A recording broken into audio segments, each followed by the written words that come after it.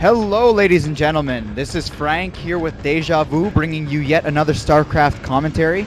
We have KTF versus WeMade Fox. This is going to be set 1 and it's going to be Tempest representing KTF and Roro, a Zerg player representing WeMade Fox.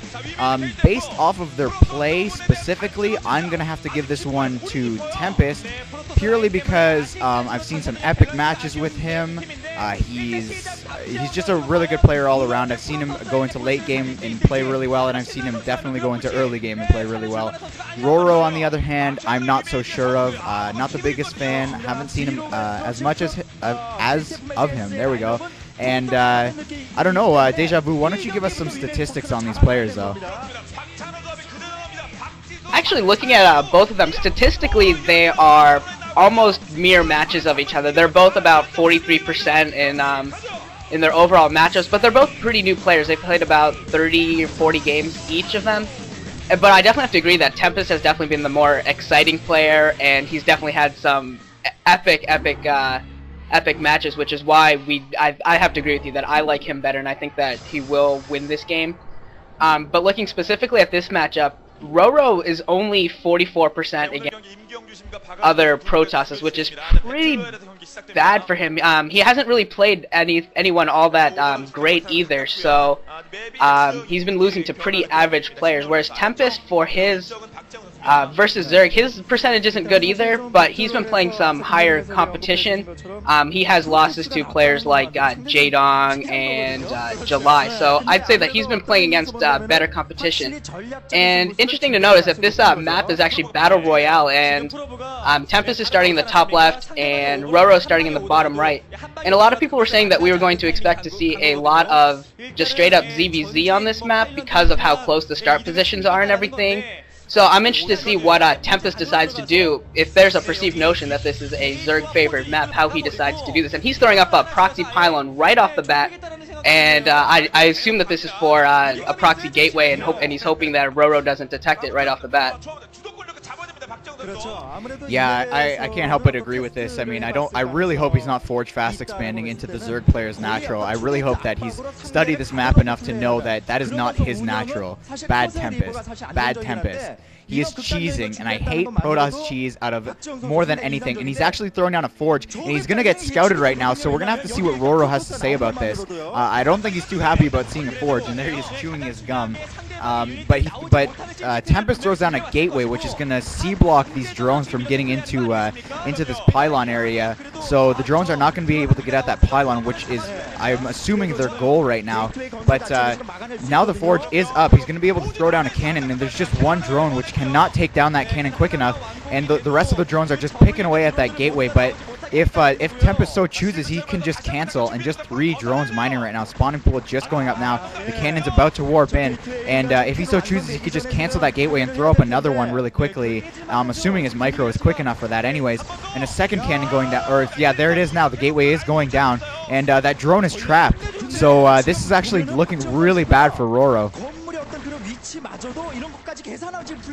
Yeah, it looks like Tempest had this all planned out. I'm actually impressed to see that Roro even scouted that out as fast as he did. That was the only reason he haven't had a chance to stop the cheese, but it looks like he's not going to be able to stop it. I think that this is already over at this point. 2 Zerglings coming out now, but that's not going to be enough. 1 cannon is easily enough to stop that.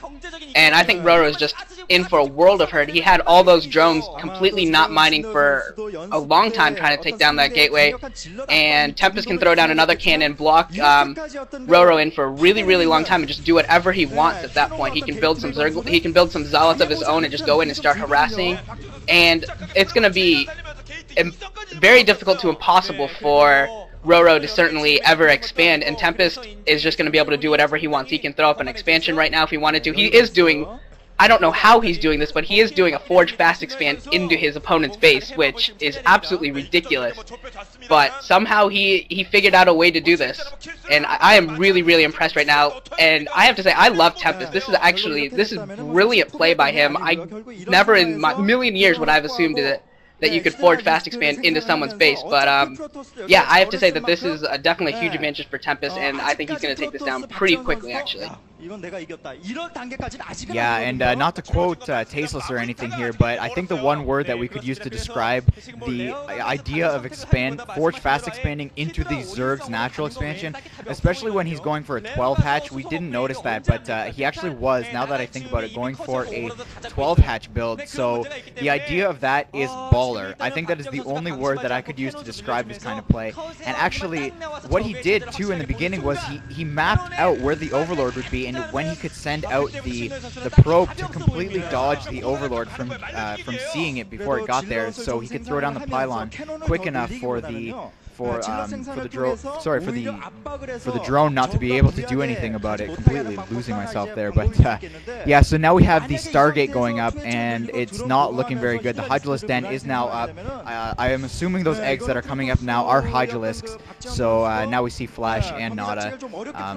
Hopefully we can see that matchup in the near future. I have not looked at the next set, but hopefully we can take a look at that in the near future, and that Overlord just backing away here. So yeah, this looks like a pretty solid containment, and I really don't see Roro breaking out of this anytime soon, especially off of just one base.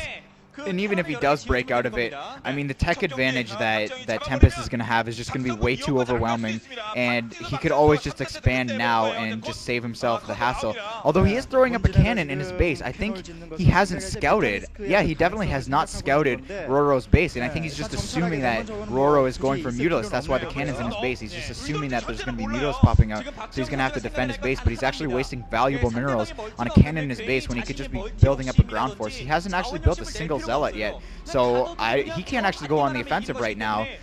He needs to expand or do something to take advantage of this, and now the Hydralisks are pushing in. Yeah, I don't know what he was doing throwing down so many cannons. I think the reason he's not building Zealots is I think he must know, he is the pro gamer, so he must know that if he builds Zealots out of that gateway, he's not going to be able to push out. But now we're going to see the Zerglings and Hydralisk coming out for Roro, and this is going to be his one chance. If he can actually break down all these cannons, it looks like he's going to, there's only 2 left. If he can actually take all of this down, he is actually going to somehow take the advantage in this. Roro, or Tempest, is trying to throw down more cannons. One more cannon is going to pop up, but he might as well just cancel it. And yes, he does just cancel it.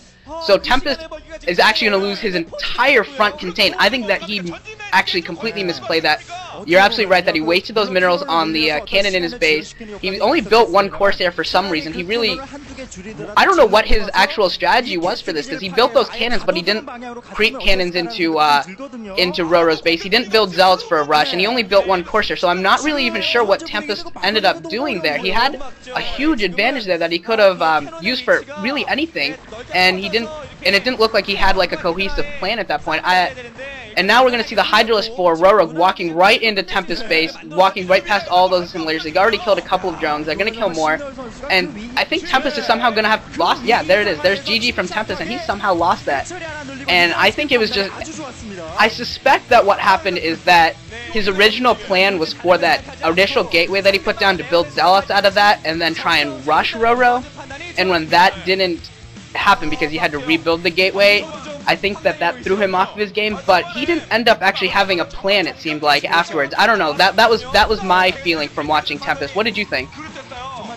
I actually think what it was before this match, he was out on US East playing used map settings games, and he was playing a cannon defense, and he just figured that cannons did the most damage to the stream of units that would swing by, and he would just get the most points and he would be on top of his team. Unfortunately, that wasn't the case. He didn't have a ground army, and I don't think, yeah, I just don't think he thought past the contain. I think he just really wanted to get that contain up and just go Overlord hunting, and he actually expected Mutalisks. That's the other thing too. I really think he expected Mutalisks. That's why he got the Corsair up, and he thought he would just be fine, and he thought the mass cannons at the front door could not be breached by Mutalisks, and a cannon and a couple Corsairs in his base would be fine from the Mutalisk attack. So I think that was his problem right there, but I don't know, other than that, I think that's just GG. Yeah, I think that was just a squandering of a lead, and Roro, I feel, just outsmarted Tempest. So, yeah, I guess that's it for set 1. And I guess we'll go to set 2 from here. GG.